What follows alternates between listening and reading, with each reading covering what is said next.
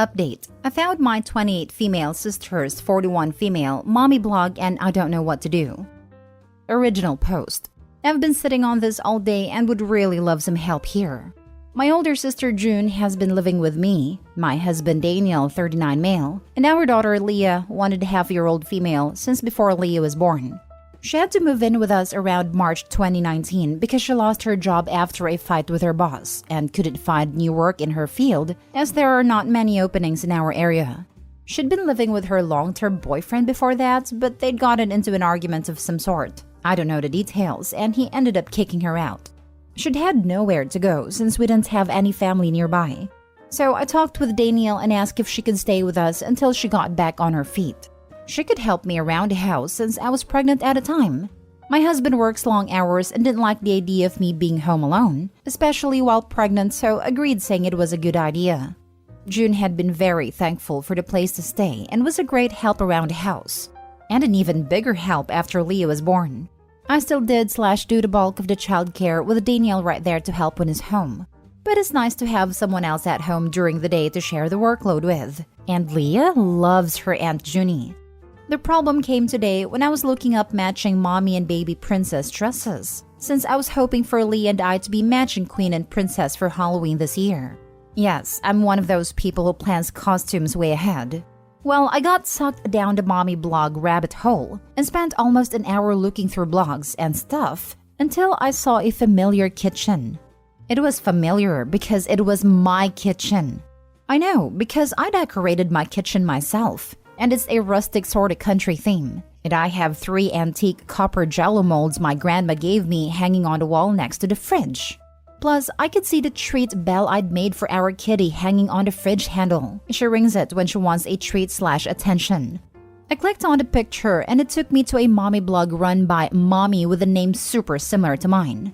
The more I scrolled through the blog, the more disturbed I got. She had pictures of herself up in my house like it was hers. In one, she was even wearing one of my blouses. Pictures of her and Leah all tagged mommy and daughter, and even a couple pictures of her, Leah and Danielle that I recognized. I'd been in the photos, but she'd apparently cropped me out of them. What do I do? How the hell do I even broach this? Hey sis, what's up with this blog of yours? Why are you pretending to be me? Why are you saying you're my daughter's mother? When did you have time to wear my clothes and pose for pictures with my child? What the heck is going on? I put down all the info I could think of in my scrambled state right now. I don't think I missed anything. Any solid advice would be stellar. Now for the top advice before reading the update. Oddly enough, I've been in a similar situation.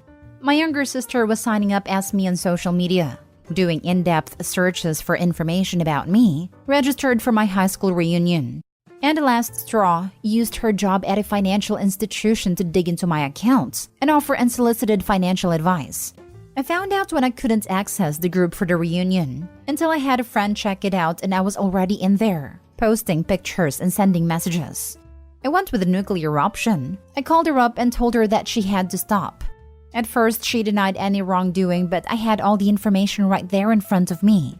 In the end, I told her that she had 2 options. Stay out of my business and delete all the online profiles, or I'd call her employer and never speak with her again. She confessed to the non-creepy portions of it and swore she wouldn't access my information again. Suddenly, the social media accounts were gone. Then she was fired for using her position to access accounts without reason in an unrelated case, so that sorted itself out. I was happy I called her out. It made healing easier. I had very little contact with her for a few years, but eventually time healed all wounds. I still don't trust her because these types of identity theft are truly strange. It shows you that they have no boundaries regarding you. That's really messed up. Did she ever explain why she faked being you? I can't wrap my head around wanting to lie about being someone you know and are close with. She must have some mental issues going on, depression, or even some kind of psychotic episode. I don't think that should affect your reaction though, except maybe to suggest she sees a therapist. Whatever is going on for her is hurting you and you need to protect yourself. Your husband and your baby is a priority. Maybe if you have other family, you can ask them to support her in some way. Living in your house for free whilst lying to your face? That's enough to warrant telling her to stay elsewhere minimum. Photos of your child online without your permission? This is risky at best and seriously dangerous at worst. Pretending to be married to your husband and to be your baby's mother online? She's lying to you, your husband, your child, and all her followers. And potentially monetizing/building a career using your life and resources. Yeah, I think you need to tell your husband and ask her to leave together. She's putting your child at risk, if nothing else. Reading all of this is honestly making me feel sick with worry. Plus, those are just the concrete, non-emotional things. I can only imagine how violating it must feel. Someone spoofed my Instagram earlier this year. They grabbed several of my photos and tried to add people I knew. It was honestly unsettling, and I felt weird and kind of violated for a while. This is so much worse. Her home? Her child? Her identity? They make Lifetime movies about this stuff. Speak to your husband before you speak to her. You should put up a united front, and you want this to be a consistent message. She's massively crossed so many lines. It's time for Aunt Junie to move out, and this blog to be deleted. This really sounds like a horror film. You're not the only person telling me this whole situation screams horror movie, and that's freaking me out a little, not gonna lie. Now for the update. Well, the last almost a year has been a lot to process and work through, but a bunch of you nice readers have been begging me for an update, though I didn't want to do one until things calm down. But now things have settled enough for me to do so, so here I am. This is a super long one, so please bear with me. To start, June is no longer living with me and my family. First off, I sat Daniel down the next day and told him everything. I showed him the blog, and he was incredibly disturbed by it and upset too. He didn't like how many photos of Leah were up online without our knowledge. We don't post many pictures of her, and the ones we do are on our Facebook, which are private. He was worried if June was mentally okay, because this was nuts to him, and I said I wasn't sure, but I was worried about her too. We agreed we needed to talk to her ASAP. So he took Leah to his parents' house to stay the night before coming back home. Then I contacted our parents for a video call and told them about June's blog I found. I felt like they needed to know what was going on. Our mom was shocked, but our dad didn't believe it, so I sent them a link to the blog. They were quiet while they looked through it, and I talked to them about how we, Daniel and I, were understandably weirded out and concerned for June. Out of them both, Dad looked the most disappointed, while Mom just looked stunned. I told them June couldn't stay here anymore because of this, but we didn't want her out on the street, and they said she could come stay with them. They wanted to be there on call while we confronted June, but I said all of us together would probably make her feel like she was being attacked. So I said we'd call them afterwards, but do the confronting alone. But they'd probably have to help her move her stuff afterwards. Then after hanging up with them, I made sure I had my laptop there half shut with the blog open in case she tried to deny it. And I'd screenshotted/recorded countless pages of the blog in case she tried deleting to rug sweep, like some people warned me she might do, which ended up being a good idea. When June sat down, she asked what was wrong, and I asked her if she had anything she'd like to come clean to us about. She's still my big sister, and I love her, so I wanted to give her a chance to own up to this on her own. But sadly, she said no, so I told her I found her mommy blog. She was silent before saying she didn't know what I was talking about. So I opened my laptop and showed her the blog. She still tried to deny it and said it wasn't okay that I was blaming her for this, when we didn't even know if it was her doing it. She said she'd never even seen this thing before, the blog, nor ever been to the site it was on. Daniel told her to get her laptop and they'd start typing in the blog URL, and if no shortcuts appear, then she was telling the truth that she'd never been on the site. But if one did come up, well, she was lying. She said we were being ridiculous, but I insisted she get her laptop and just prove us wrong. If we were wrong, then we'd apologize. She hemmed and hawed for a bit before reluctantly getting her laptop. I noticed she was gripping it really tight, and after she opened it and signed in, I guess she realized she was backed into a corner, so she just broke down into loud sobs.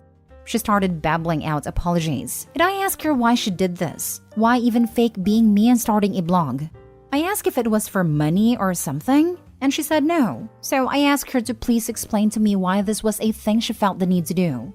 She explained that she did it to feel happy, and that she started it a little while after moving in with us. She said it wasn't fair that I had it all, while she was old and unwanted. I told her she wasn't old or unwanted. We love her, and so do our parents, and so does the rest of her friends and family. She got angry and said it wasn't the same. And there was no way for me to understand what she's going through because I was everyone's favorite. I didn't know what she was talking about and said I wasn't everyone's favorite. And that's when she exploded and said I was a blind a-hole if I didn't see how everyone in our lives always prefers me over her. She claimed everyone loved me more and I always got what I wanted no matter what. And I'll admit, hearing that set me off. I told her that was actually not true. She was the oldest, and if we're being honest, she always got what she wanted before me, especially from our dad. I reminded her that he has bought her 3 cars over her adult life, a $2,000 laptop when she started college, and even paid off her first set of student loans for her. Meanwhile, he never did any of that for me. I didn't get to attend college because I didn't have the money, and didn't want loans because I wasn't sure I'd be able to pay them back on time. The closest I got to what she got was when our dad offered to sell me his old car for cheap and gave me his old laptop after he upgraded with a brand new one. I said I loved her, but told her she had to see how delusional she was being if she thought I was somehow the favorite. I'll admit this was a sore spot for me. We got a little heated and argued back and forth, so I told her she needed to pack her things because she couldn't stay here anymore. My trust in her was severely damaged, and I didn't think her living with us any longer would be good for anyone. That's when she started bawling and begging me not to kick her out onto the streets. I told her she wasn't going onto the streets, and she could just go stay with our parents. They live a couple hours away, so it's not like she was going to be homeless. She kept crying and said she'd delete the blog if we let her stay. I refused and said she needed to go to therapy and not stay here. While we were talking, her trying to compromise and me rejecting it, she opened a blog and began deleting everything. She kept repeating through tears, I'll delete it, I'll get rid of everything and won't post anything else, as if to convince me to take back my decision. I made it clear through all of this that she was not staying here anymore no matter what she did. Once she deleted it, she said we were all good now, it's gone. But I told her it didn't matter, she wasn't staying here. That's when she got angry and said, but I deleted it. There's no problem now. Like deleting it made it not happen. We told her to get ready because our parents were on their way to pick her up and that they knew the situation. That caused her to start really flipping out. She was furious that I told our parents about the blog and said she wouldn't be able to look at our parents now. Things got messy and police were called by a neighbor because of just how loudly she was screaming. The cops arrived before our parents and she almost got taken into custody for being too aggressive and not settling down when the officer told her to calm herself the first time. So we had 2 cops there while she packed her stuff up. And then our parents arrived and it was just a very tense affair. I told her I loved her as she was leaving, but she practically spat at me that she hated me. That hurt a lot, but I tried not to take it to heart. A few months passed and our mom kept me updated on how June was doing. Our parents said she needed to go to therapy. It was a condition of them letting her stay there. She started going and seems to be doing a lot better, but she still won't talk to me. Mom says she looks sad a lot, but she also sounds remorseful when they talk about me/my family. So I think the therapy is helping her come to terms with how not okay what she did was. And a couple months ago, she finally got in contact with me, called and apologized for what she did, how she'd acted, and for saying she hated me. Talking with her felt nice. She sounded sad but happy too. Much happier than she had when living with my family. Those who said she made a blog to cope were right. It turns out June was in a really not good place mentally after the breakup and being let go from her job, way more than she'd been letting on to anyone. She also told me she'd been on medication for anxiety and depression before/during when she dated her ex, but she'd shamed her for it. And eventually he convinced her she didn't need them with him in her life, which was wrong. Turns out the argument that ended their relationship was him being mad at her for being such a downer and making him sad. Yeah, so after seeing her therapist, she was put back on them and is doing much better, she says. So things didn't end all happy sunshine, but they didn't end as scarily as some people said they might, which is more than good in my book. Thank you everyone for all your advice. It really helped. What's sad is that, with so many mommy and daughter blogs out there, an auntie and niece blog would be a nice spin. And who knows, would have gotten pretty big, with your consent first, of course. It wouldn't have worked in the slightest. She didn't want to be part of Opie's life. She wanted to have what Opie had. It was the lack of love and family and a home with all the connotations included that drove her to this, not lack of something she can orbit. Wow, what a roller coaster. May I congratulate you, Opie? Despite having no prior experience in such circumstances, you handled your situation expertly. You were direct with her, and you handled the subject in such a way that she wouldn't feel attacked or threatened. So important. You involved everyone who needed to be involved before engaging her and covered your bases. Great job. I feel so sad for your sister, but definitely glad to hear she's finally getting the help that she needs. It sounds like you both are in a better place. Bittersweet though it may be for the moment. Thank you for the update. It's always so tragic to see how people get because they are forced or bullied into not taking their medications, since most times it causes them to snap. While June definitely had things to work on about herself, especially with acting as though Leah was her daughter and how she resented Opie, the ex was an a-hole for convincing her to go off her meds and then blame her for her brain chemistry. X has the same vibes as the girls who take their roommates' medicines and either throw them away because it's better for their health or out of spite. There are 2 stories that have roommates destroying meds, and the last one is about a roommate doing it to spite that OP, although I cannot remember why. It's concerning the number of people who think mental illness can just be wished away. I've read the stories you're referring to, or similar ones, and it's terrifying to think that people can be so willfully ignorant of others' pain, and so assured that they know best. Plus, suddenly stopping some antidepressants can really mess you up. Even tapering down can be unpleasant. June was 13 when Opie was born, so this "you were the favorite" mentality may come from the baby's receiving baby attention and I'm not, so baby's favorite. I'm also now wondering how much her depression played into it. Like June got a car from her dad. I wonder if he just didn't want to see her sad so thought it might help? But June's depression doesn't let her see those things.